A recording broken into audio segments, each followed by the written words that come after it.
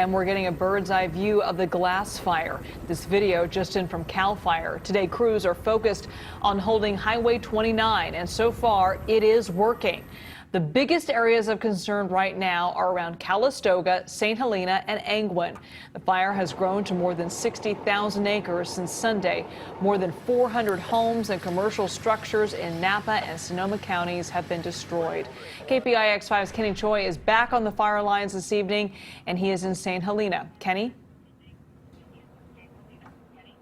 Liz, the good news is that the fire has not reached the main part of the city of Calistoga, but it is still burning on the outskirts of the city along Highway 29, as you just mentioned, and it's still consuming homes that are scattered in that area.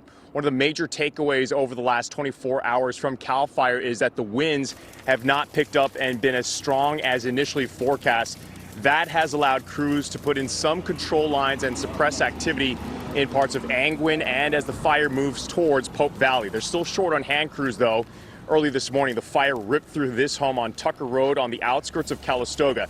CAL FIRE says that the western zone, which includes Santa Rosa and Oakmont, are doing a lot better, but steep terrain and the amount of fuel in the eastern zone, including parts of Angwin and Calistoga, have been a challenge.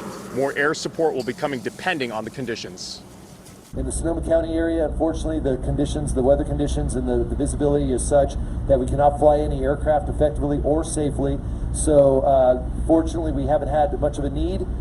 So it's fortunate that if there were bad air conditions, it's in the area that we don't have the greatest need, but where we do have the greatest need, we are flying aircraft in the small windows of opportunity, the most we can and the best we can.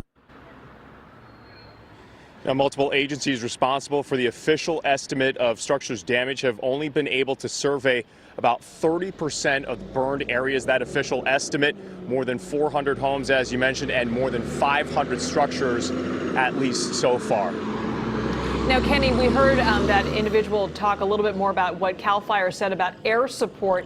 Any other significant advancements on that front? So CAL FIRE updated us, and today they said that they set up a mobile retardant base, which allows some of the helicopters to swoop down like they do pick up water. But in this case, they'll be able to pick up this retardant, and they decide to set up that base more towards Deer Park, Pope Valley, and Angwin. Those are the areas, Angwin and Pope Valley, those are the areas that they're most concerned about in the coming days, and that base where they'll be able to pick up that retardant could help. Of course, the smoky skies will not help at all. Right. Hopefully the conditions improve so they can get that air support in there. All right, Kenny, thank you.